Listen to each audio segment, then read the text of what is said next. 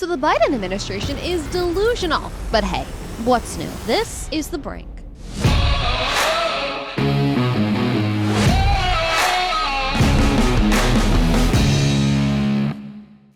And folks, remember to like, comment, and subscribe if you like me and you like what we do here. And if you love it, you can become a Daily Caller Patriot. There is a link in that description below, so make sure you check it out and subscribe. So Treasury Secretary Janet Yellen, she cannot understand why Biden is doing so bad in the polls, even though inflation is coming down. Madam Secretary, it may be good news for Americans, but it doesn't seem to be showing up in the polls for President Biden. And I also want to read you something. A recent poll by the New York Times and Siena College finding 59% of voters under 30 rate the economy as poor. So, philosophically and sort of intellectually, you can look at a lot of these numbers and say, this is a great economy in so many ways on a relative basis to history and the like. But at the same time, you have poll numbers and others saying that they don't feel it. Yeah, I'm aware of that. And I think it's our job to explain to Americans what President Biden has done to improve the economy. I think as inflation comes down, prices stop rising, and the labor market remains strong, Americans will begin to see that we have made meaningful progress. And importantly, the administration is making investments in America that will show up in improved conditions and more availability of good jobs in many parts of the country that have not seen a lot of progress. You know why it's not translating in the polls? Because inflation was lower before you and this administration came into office, right? Biden's policies led to inflation reaching nearly 10%.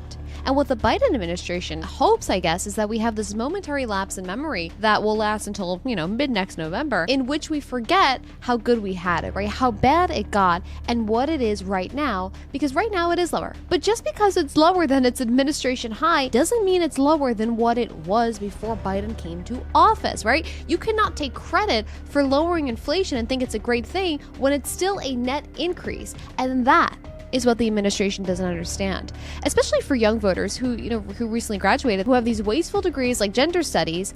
Their Starbucks salary doesn't go as far as they hoped it would because of Biden. Now I want to play a little bit of a fun game here. So let me get this picture on the screen, and I want you to tell me if you think that this is a man or a woman. Okay, so I'm going to go with a man given the facial structure and, the facial hair. Anyway, the mentally ill transgender rabbi said this on CNN. But Hamas has and continues to be an existential threat to Israel. If your calls for a ceasefire are answered, would you be concerned that that could potentially put more Jewish lives at risk? I'm concerned for Jewish lives and Palestinian lives and all lives. And looking towards what is the future we're visioning, it needs to begin with an end to occupation and equal rights for all people in this land. So yes, this distressed rabbi wants you to believe that the bigger threat to Israel isn't Hamas terrorists who did this. Allahu Akbar! Allahu Akbar!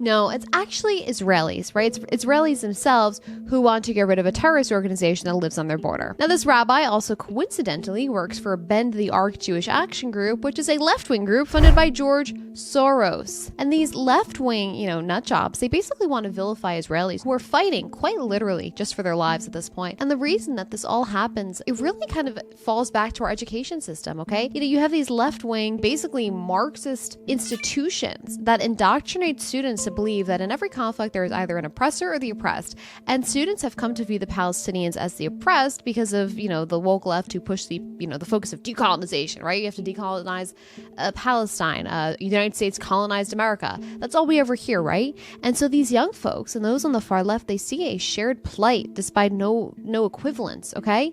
It's a lack of education combined with the desire to be a social justice warrior that drives this type of hate. But it's this that leads to this. You know, once you start to trivialize the torture and murder of Jews and justify it, that is what happens. Speaking of transgenders, though, I bet a lot of you didn't know, but yesterday was apparently Transgender Remembrance Day. Well, today, on Transgender Day of Remembrance, we grieve the 26 transgender Americans who were killed this year. Year after year, we see that these victims are disproportionately Black women and women of color. No one should face violence, live in fear, or be discriminated against simply for being themselves. So what's so dangerous here is that these Remembrance Days are really meant to push these, left-wing agenda talking points, right? That somehow trans communities are under a greater attack than the average American citizen. But like with all data, it's important to really understand what we're looking at. So Manuel Esteban Paez Terán, he was killed after he allegedly shot a cop during a police raid. So not really gender related, okay? Benko Brown, shot and killed by a Walgreens security guard in San Francisco after he allegedly tried to steal stuff. So again, no indication that this was related to the fact that he was a transgender person. Unique Banks was shot during a home invasion in Chicago. No evidence that this was gender related. And what's scary here is that all these people, no evidence of gender related, but yeah, we're remembering them as if they were killed because of how they identify. You know what would be a very worthwhile day? Americans killed in Afghanistan when Biden executed the most disastrous withdrawal, Remembrance Day. I can think of 1,000 more important Remembrance Days that do not include pushing some left-wing agenda. Folks, more here tomorrow on The Brink.